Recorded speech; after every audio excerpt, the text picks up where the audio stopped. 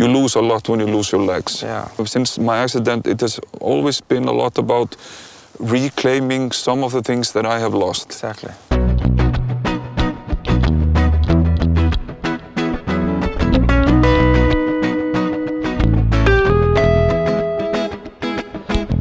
I'm here today with our Icelandic friend Jón Gunnar from Exoquad, Iceland. He came over to the west coast of Norway in Ålesund, where we have our factory, to visit this week. And we've had an amazing time. Yesterday we went into some of the Alps we have here. We call them Alps actually, even though it's not in the actual Alps. So Jón Gunnar had a chance to enjoy the scenery and and I guess try some crazy stuff you still weren't aware that the Exoquad could do, huh? Absolutely, yeah, and happy to be here. Thanks for having me. Yeah. Yeah, yesterday was fantastic. This is probably as extreme as I've ever both seen the Exoquad driven and driven the Exoquad myself. So picked up a few new skills from you, and still amazed at what it can do, actually. Yeah, it's some things comes with experience when you understand how to use your body and lean and make sure your center of gravity is correct. Exactly. So and then even things when you look at it, you think this is not possible. Then it's still possible. Yes. But of course, sometimes you need someone at the back to just keep you safe. Yeah, we were lucky. We had a great person to bail us out of trouble. Yeah, so a couple of times. Yeah, it was really interesting. So Jón Gunnar, not long ago you became a dealer for the Exoquad on Iceland. Yes. And that's actually something I've been thinking about for a couple of years. Iceland would be the perfect country with the topography and the scenery and the volcanoes, the geysers, everything. So I was really excited when you reached out and we got in touch. So and you also have a very interesting story where you used to work in the travel or adventure business. Yeah. And then So I was injured, spinal cord injured in 2007 in a car crash accident type. Took 2 years to fully recover to a point where I could get back out into the world again, so to speak. And in 2010 I started my own travel agency, and the focal point of that was to focus on tourists with some kind of physical limitations, but still, wanted to travel to an exotic location like Iceland. Yeah. But the infrastructure wasn't really ready for that at the time, so it sort of evolved into just like family-owned travel service, and we focused on self-drive tours and private tours in Iceland, Greenland, and the Faroe Islands. And so I had that. Long story short, had that for 15 years, and then I sold it last summer. And then I started looking into something new to do, because obviously you got to have something to do in life. And came across this beast on social media, and and now I'm here, and I'm thrilled about it. Things have happened quickly, I guess. It's a quite fascinating story, kind of a one-man show. As a dealer, you run your own business now, and us at Exotech here in Norway, the manufacturer, we've been just blown away of how it's possible to sell as many quads as you have done in such a short time in a country with 300,000 inhabitants. So that's really impressive. I guess when I came here last summer to test the Exoquad outside Oslo, with Matthias and Adrian, then I put that on my Facebook page, and it gained a lot of traction in a short amount of time, and it sort of created a buzz, if you will, about this unit. So I had a couple of people that were actually waiting in line, but then when I had received my demo units, I think I was like perpetually online promoting it and doing great job. doing demo tours, And yeah, I'm actually a bit surprised myself that how many people have already confirmed the order. Yeah. But at the same time, very happy about it and optimistic about the future, and yeah, really happy to be part of this. Yeah, this certainly. Team, this movement. Yeah, perfect, Jón Gunnar. And I guess you're on the road a lot, and you actually, when you meet your potential clients, then you take them along and they get the experience. And that's really, one thing is to see it on social media, on YouTube or whatever. Exactly. But once you get inside it and you realize what it can do, it's like mind-blowing. And then my impression is that it's in most cases there's no way back once you experience this as a disabled person that has had all the limitations for so many years, and now we can go into nature. You can get around in places you never thought possible again. You know? So that's really cool to see how you've been able to solve your demo rides and everything, being proactive. So. Yeah, I've been busy this week. I just came from the Faroe Islands before coming here. We saw the footage. That was... And wow. I brought one demo unit with me, and well, long story short about that as well, it's that demo unit is not coming back to Iceland because I have a guy in Faroe Island that just was adamant that he wanted to buy it, and so I had to leave it there. I just had to leave it there. So now we're making a new one for you then. Yeah. Well, that's an interesting story. Yeah, it was fun. It was we had just a short amount of time, but we still managed to get a few demo tests done, and also speak to the Faroe TV station and do some really cool driving as well, where we captured some amazing footage, and we're excited to show that and share with the public. And I think, like for Iceland and also the Faroe Islands, probably it would be like the perfect place to have Exoquad rentals for the, call it accessibility adventure travel offerings and stuff like that. So what are your thoughts and viewpoints on the future of that? Do you think it can be possible to get like permissions and stuff to go around the island for disabled people to experience the volcanoes and the amazing landscape in the future? Yeah, I actually think so, and I actually think that they will be passing a new legislation soon regarding the accessibility of people with disabilities into nature, allowing them to use vehicles which able-bodied people are not allowed to use. So I'm optimistic about that, and also the fact that this treats landscape so delicately, even though it has rugged tires, and because of the low air pressure and the way it's set up, weight. It's like the Exoquad is about half the weight of like an average electrical or power wheelchair. Yeah. So it's below 100 kilograms.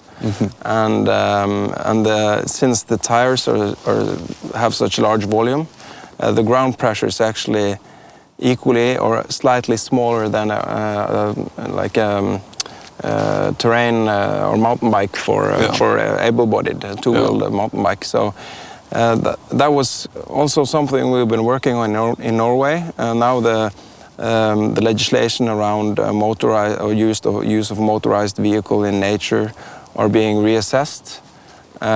It's still not decided what will be the outcome, but we have been talking to them, and it's reasonable. And they also were positive when it was out on what we call a hearing, that disabled people should be allowed to use vehicles that will not affect nature in any to a larger degree than walking people do, you know? Right. And we can actually, we're probably one of very few manufacturers of this kind of mobility aids that can document that the machine is so gentle towards nature. It doesn't spin, it's like slow moving, relatively slow moving, it's quiet, it's got no emissions, so it just makes sense that when we can't get there ourselves, we should be allowed to use something like this as a substitute for our legs. Absolutely, and also the fact that we copy a lot of legislation from countries like Denmark, Norway. So if it makes it into legislation here, in all probability it will do the same at home. You know, in Sweden it's actually approved as an e-bike for disabled people. Oh, really? So it's the same, wherever you can use, or able-bodied people can use a two-wheeled e-bike, you can also use the Exoquad as long as you got a documented disability, you know. Ah, then do you have to limit the power? No, it's you have the same speed limit as I think it's 20 or 25 kilometers an hour in Sweden. Yeah.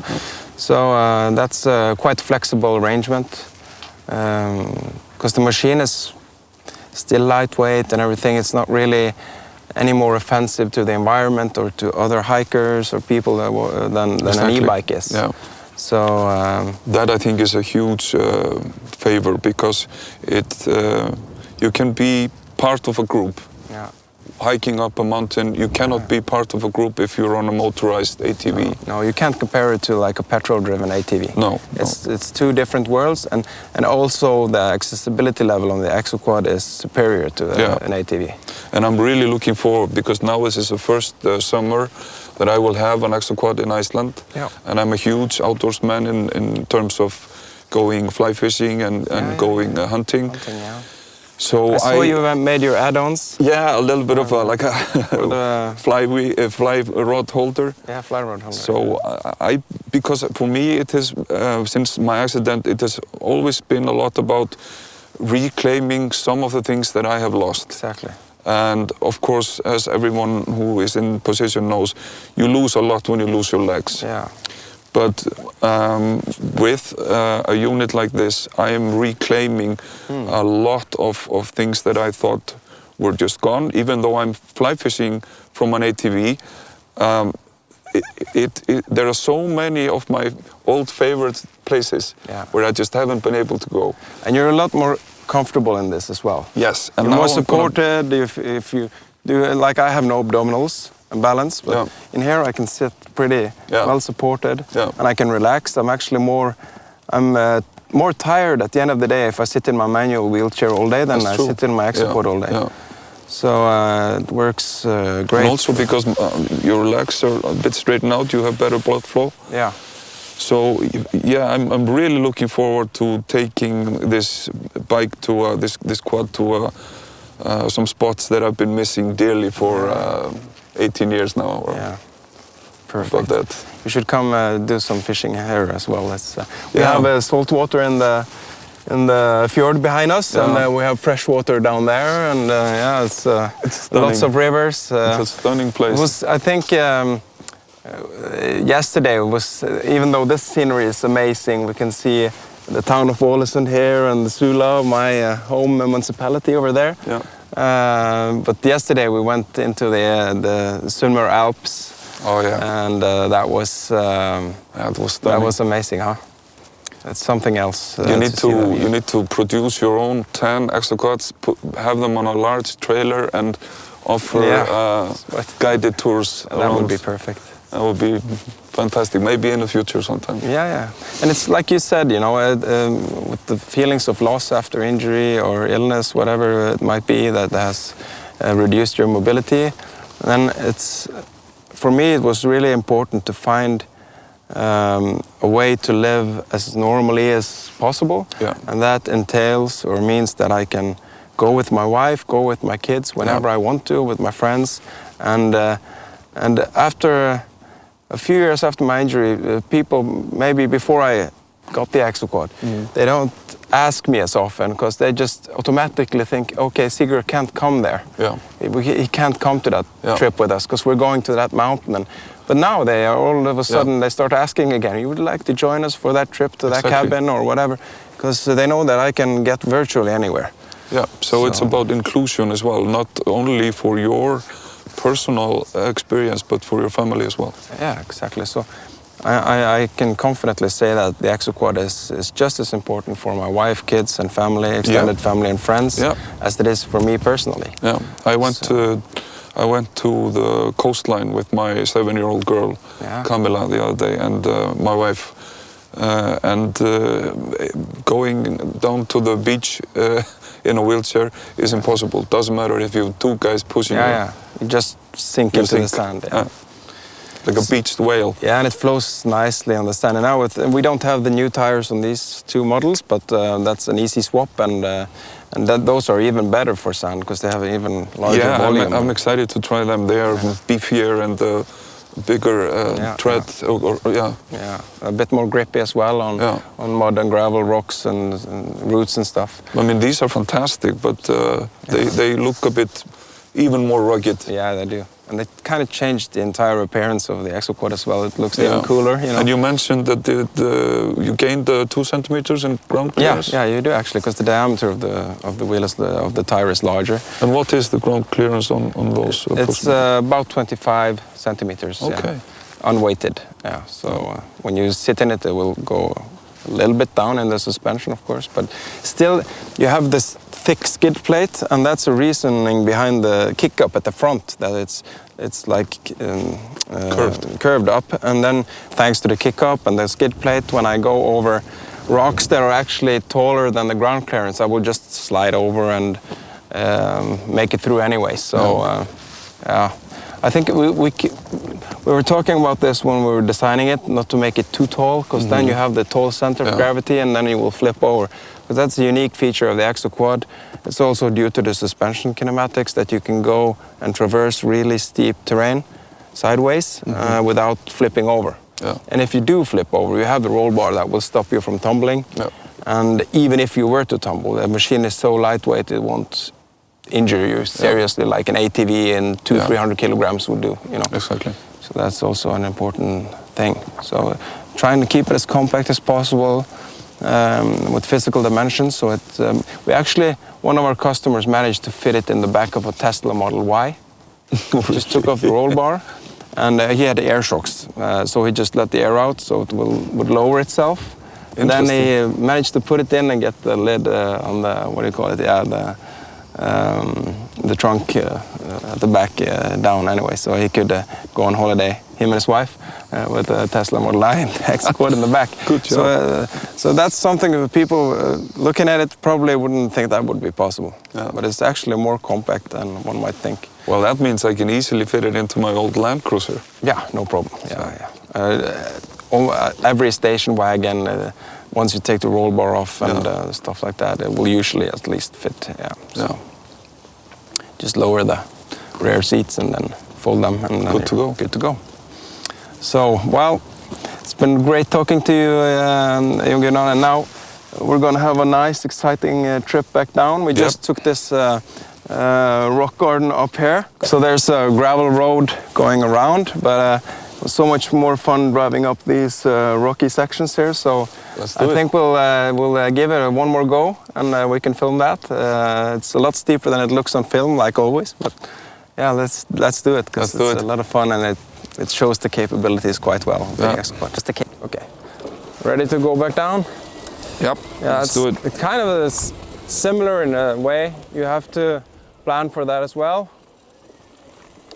So I go the safest route down here.